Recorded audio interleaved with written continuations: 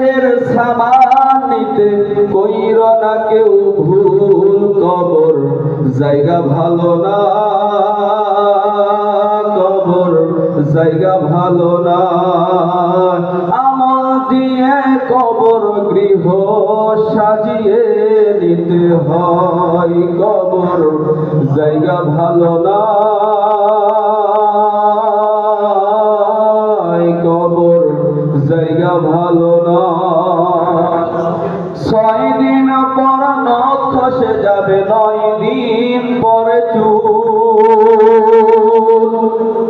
6 দিন পর নখ খসে যাবে, 9 দিন পরে চুল।